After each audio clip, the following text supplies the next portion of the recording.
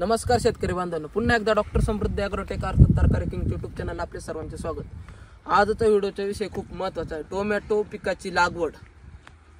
आता साधारणतः आपल्याला चांगल्यापैकी बऱ्यापैकी रेट भेटले पाहिजे. यासाठी आपण कोणत्या, आता उन्हाळी हंगाम चालू आहे, यामध्ये कोणत्या तारखेला आपण लागवड केली गेली पाहिजे आणि कोणत्या व्हरायटींची निवड केली गेली पाहिजे, टोमॅटो पिकात आजचा आपण हा व्हिडिओ देत आहोत. तर आपण सर्वप्रथम ज्या शेतकऱ्याच्या प्लॉटमध्ये उभे आहोत त्या शेतकऱ्याची सर्वप्रथम माहिती जाणून घेऊ. दादा, आपलं नाव सांगा. माझं नाव नंदकुमार जाधव, मुक्काम पोस्ट कडूस, तालुका खेड, जिल्हा पुणे. आपण कडूस राहतले रानमाळा आगरमाथा रोडवरती मित्रांनो हा प्लॉट आहे. प्लॉट खूप सुंदर आहे. आता साधारणतः टेम्परेचर पाहिलं तर 38-40 पर्यंत हे टेम्परेचर होतं. पानांची ग्रीनरी जर पाहिली तर पानांची ग्रीनरी अशी डोळ्यात बसन अशी ग्रीनरी मित्रांनो. तर त्यासाठी आपण कोणत्या फवारण्या केल्या गेल्या पाहिजे, तुम्ही माणसानं व्हिडिओचा विषय टोमॅटो पिकाची लागवड कधी केली पाहिजे जेणेकरून आपल्या रेट व्यवस्थित न भूतो ना भविष्यात असे रेट भेटू शकतात. साधारणतः 1000 ते 1500 रुपयापर्यंत आपल्याला जे मार्केट भेटू शकतं. तर मित्रांनो, पानांची ग्रीनरी वाढत्या टेम्परेचरमध्ये टिकवून ठेवण्यासाठी आपल्याला सर्वप्रथम स्प्रे घ्यायचा आहे 114411. साधारणतः 100 लिटर पंपाला 80 ग्रॅम आणि त्यासोबत आपल्याला घ्यायचे आहे चिलेटेड झिंक साधारणतः 20 ग्रॅम पर्यंत आणि त्यासोबत आपल्याला चमकीला घ्यायचे साधारणतः 50 ml. घराडा कंपनीचं बायोस्टिम्युलंट येतं. साधारणतः 50 ml पर्यंत हा स्प्रे घ्यायचा आहे. तर मित्रांनो, तुम्ही लागवड आपल्याला 1000-1500 साधारणतः 2000 सुद्धा रेट होऊ शकतात. तर आपल्याला कधी जी लागवड केली पाहिजे, तर मित्रांनो साधारणतः 25 एप्रिल ते 25 मार्च पासून तर आपण साधारणतः आपण एक 15 मे पर्यंत आपण ही लागवड करू शकतो. एक साधारणतः 1.5 महिन्यापर्यंत आपण जी लागवड करू शकतो. हमखास आपल्याला साधारणतः 1000 रुपयापासून तर 2000 रुपये पण मार्केट आपल्याला भेटू शकतं, अशी चिन्ह आता सध्या दिसत आहेत. तुम्ही माणसाने एवढं तुम्ही कसं काय सांगताय, कॉन्फिडन्स कसं काय? तर मित्रांनो, गेल्या वर्षी सर्वात मोठा प्रॉब्लेम आला होता. गेल्या वर्षी साधारणतः 1400-1500 रुपये मार्केट झालं होतं. आपण बऱ्याचशा शेतकऱ्यांचे प्लॉट चांगल्यापैकी आणले होते. साधारणतः 100% सेटिंग होत नाही, पण एक साधारणतः 60-70% आपण सेटिंग करू शकतो. तर मित्रांनो, आपण 25 एप्रिल पासून तर साधारणतः 15 मे पर्यंतच्या लागवडी आपण करू शकतो. तर आपण त्यामध्ये व्हरायटींची निवड करत असताना आपण सर्वप्रथम व्हरायटीला मी डिमांड देईन अथर्व, शेमिनीची अथर्व एक व्हरायटी खूप सुंदर आहे. फळटणक आहे, फळाची साईज पण चांगली आहे. आणि त्याच्यानंतर दुसरी व्हरायटी राहू शकते माझ्याकडनं 6242, सिजंटाची 6242. उत्पन्न पण चांगलं आहे. फळाची साईज जरा नरम असले तरी उत्पन्न चांगल्या पद्धतीचं राहतं त्याला. आणि दुसरी गावरांमधली साऊ, ह्या 2-3 व्हरायटींची आपण लागवड करू शकतो उन्हाळी हंगामासाठी. त्याच्यानंतर आपण ह्या तुम्ही माणसाला लागवड करायची, पण मित्रांनो ही लागवड आपण केली तर टेम्परेचरच्या अभावाने प्लॉट 100% येऊच शकत नाही.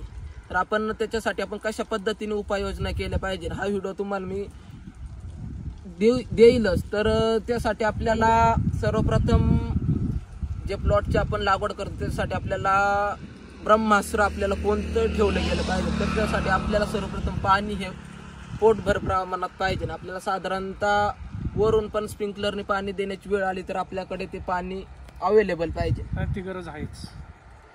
तर मित्रांनो, त्यासाठी आपण एवढं पुढे येऊन सांगतोय. साधारणतः 25 मार्च पासून तर साधारणतः 15, साधारणतः 1.5 महिन्याचा हा कालावधी. या 1.5 महिन्यामध्ये तुम्हाला जेवढे प्लॉट करायचे असतील साधारणतः 2-3 प्लॉट 15-15 दिवसाच्या टप्प्याने लावले तर बिनधास्त पैसे होऊ शकतात. साधारणतः 1000 रुपयापासून तुम्हाला बोललो ना भूतो ना भविष्यात असं मार्केट मिळू शकतो. आपण बोलतो मागणी पुरवठ्याचा सिद्धांत इथं लागू होण्याची दाट शक्यता जाणवत आहे. मित्रांनो, ज्यांना कोणाला हे प्लॉट लागवड करायचे आहे, संपूर्ण परिपूर्ण मार्गदर्शन घ्यायचं असेल तर तुम्ही डॉक्टर समृद्धी ॲग्रोटेक म्हणजे तरकारी किंगला आपण कॉल करून सविस्तर माहिती घेऊ शकता. आपण जरा शेतकऱ्याला काय अनुभव आला. गेल्या वर्षी त्यांचे साधारणतः मिरची आणि टोमॅटोचे प्लॉट बुकिंग होते. आता पण मिरची आणि टोमॅटोचा प्लॉट डॉक्टर समृद्धी ॲग्रोटेककडे आहे. जर आपण शेतकऱ्याची बातचीत करून घेऊ. दादा, आपलं काय अनुभव आला तुम्हाला आतापर्यंत? टोमॅटोचा प्लॉट आहे, मिरचीचा प्लॉट आहे, रखरखतं टेम्परेचर आहे, साधारणतः 38-40 हे टेम्परेचर आहे. पानांची ग्रीनरी, सेटिंग आणि साईज बद्दल काय सांगाल तुम्ही? झाडांची ग्रोथ वगैरे? सेटिंग चांगली आहे, पानांची ग्रोथ चांगली आहे, फुलांची संख्या चांगली आहे, झाडं पण टेम्परेचरच्या हिशोबाप्रमाणे. आपण आत्ता डोळ्यात तेल घालून काम करतोय रोज. जे काही हे सांगतायत त्या पद्धतीने आपण शेड्यूल प्रमाणे काम करतो. एवढ्या टेम्परेचर मध्ये बाग राहणं शक्यच नाही. आम्ही पण तो अनुभव घेतला. थोडीशी चूक आमच्याकडनं ही झालेली आहे की ह्याच्यात स्प्रिंकलर किंवा रेन पाईप ह्या गोष्टी पाहिजे होत्या, पण त्या समजलं नाही की हे आतापर्यंत सरासरी आपण टेम्परेचर पाहिलं हे मार्चच्या नंतर येतं. ह्या वर्षी फेब्रुवारीतच टेम्परेचरला सुरुवात झाली आणि पाणी पण कमी ह्या वर्षी आणि त्यामुळं थोडासा बाग वटणे किंवा प्लॉट वटणे हा प्रकार कमी. मार्केटमध्ये आता आपण पाहिलं असेल 10 तारखेपासून नाशिकचा पण आम्ही अंदाज घेतला तर आता मार्केट सुधारायला सुरुवात झालेली आहे. 300-400 रुपयेपर्यंत जाळ्या चालू झाल्या, कॅरेट जात आहेत. इथं आमच्या पट्ट्यात मोशी असेल, खेडा असेल, ह्या पट्ट्यात आज 20 रुपयापर्यंत मार्केट आलेलं आहे. साधारणतः अजून 15 दिवसात बऱ्याच ठिकाणचा असा अनुभव येतोय की मार्केट हे 30-35 रुपयापर्यंत जाऊ शकतं. कारण आमच्या अनुभवाप्रमाणे आता मार्केटला माल फक्त बाहेरच्या भागातनं माल येत आहे, लोकल माल नाही. लोकल माल नाही. खेड तालुक्यातला किंवा पुणे जिल्ह्याच्या पट्ट्यातला माल कमी. आज बीड भागातनं माल थोडासा जास्त प्रमाणात आहे, पण तोही आता ह्या टेम्परेचरला 40-45 टेम्परेचरला माल टिकणं शक्यच नाही.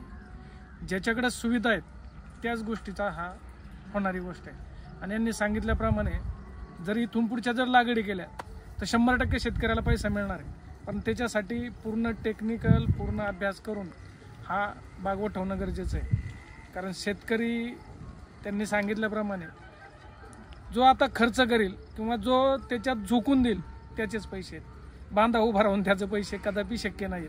त्याच्यासाठी आपल्याला त्या शेड्यूलप्रमाणे त्या बाकीच्या गोष्टीप्रमाणे आज मी सकाळी एक व्हिडिओ पाहिला, शेतकऱ्याला त्रासदायक होत चाललेला आहे. म्हणजे जर आपण आत्ता मार्केटची परिस्थिती का कमी झाली आहे तर पुरवठ्यापेक्षा जास्त माल झाला आहे. म्हणजे एका बाजूला वळाल्यानंतर शेतकरी एकाच बाजूला वळतो. थोडंसं आपल्याला समजा 1 एकर करायचे असेल तर मी यांच्यामार्फत एक सल्ला देऊ इच्छितो की आपण अर्धाच एकर करा, कारण खर्च त्या पद्धतीचे आहेत.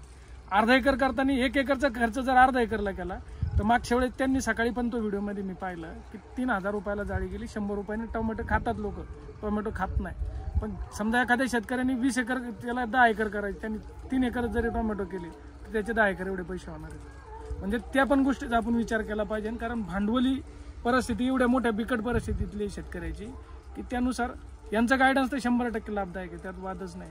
पण आपण ह्या पण गोष्टीचा विचार केला पाहिजे की लागवड किती प्रमाणात केली पाहिजे, किती क्षेत्रावरती केली पाहिजे.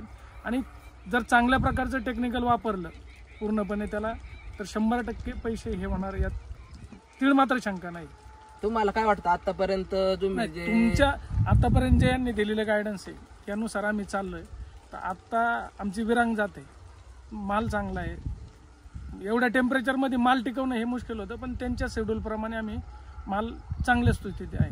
तुम्हाला जे मोबाईलवरती ऑनलाईन मध्ये वेळापत्रक येतं तर ऑनलाईन पद्धतीने शेती होऊ शकते का? इतर 100% होऊ शकते, त्यात काहीच दुमत नाही आहे.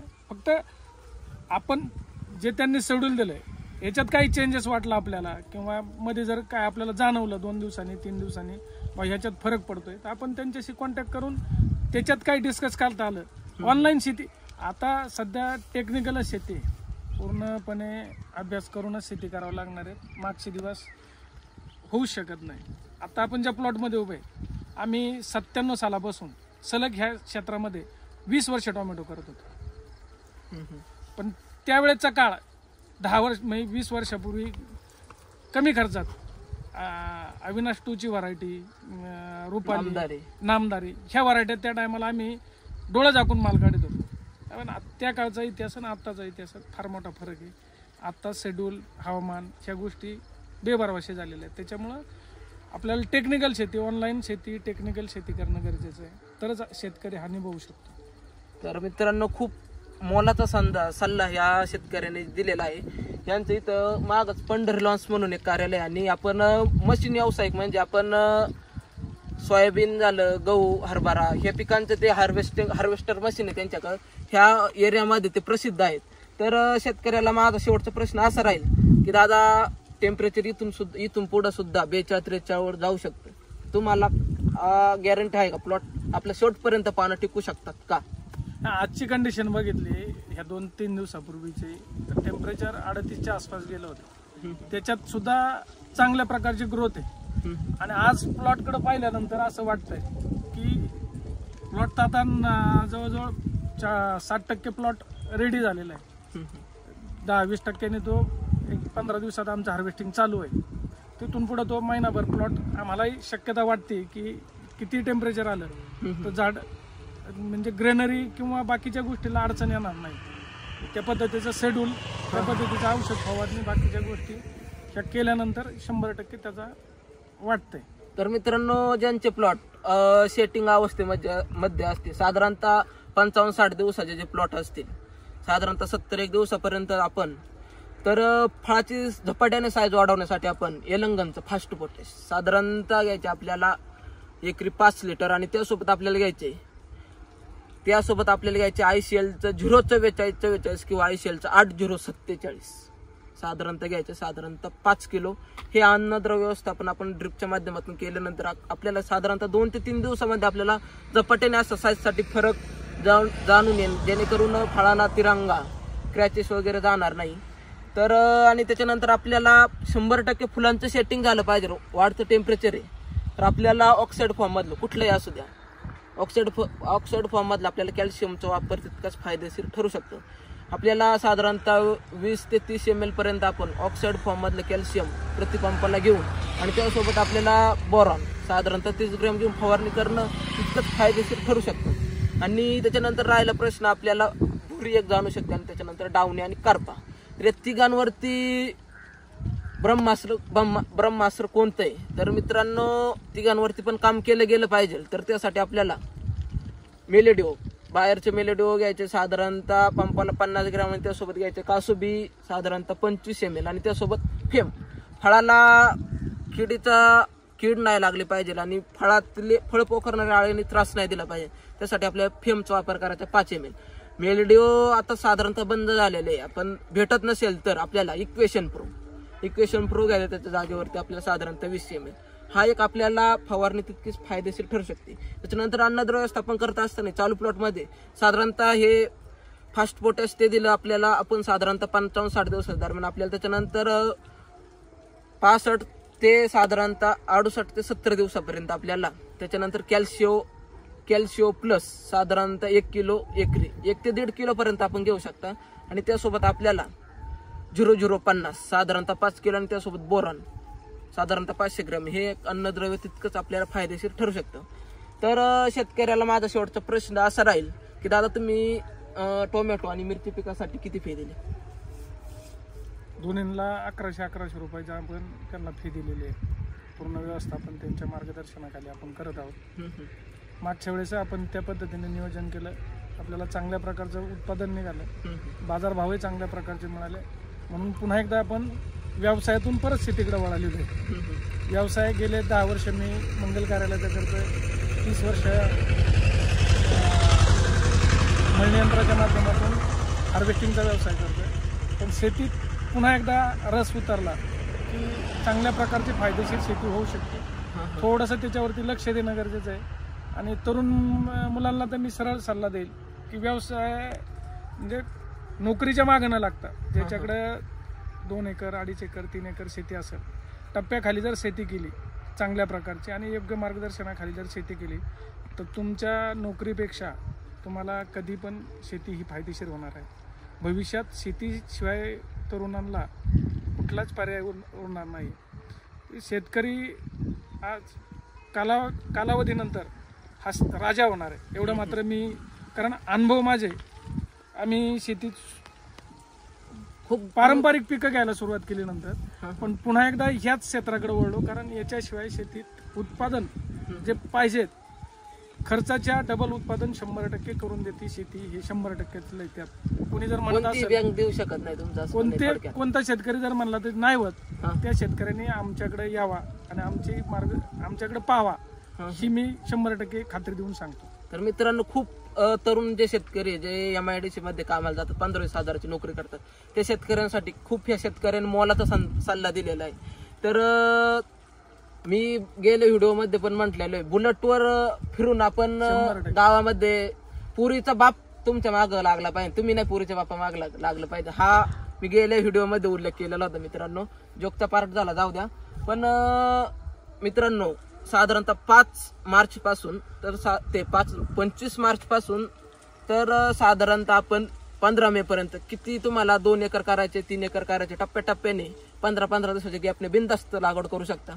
आणि गेल्या वर्षी लिपकर व्हायरसने सगळ्यात मोठा त्रास दिला होता. तर त्यासाठी आपल्याकडे रामबाण औषध आहे. त्यासाठी तुम्हाला 9197 ह्या नंबरला संपर्क करून प्लॉट बुकिंग करून घ्यायचे. फक्त 1100 रुपयामध्ये आपण लागवडीपासून तर शेवटपर्यंत आपण मार्गदर्शन करतो. नमस्कार.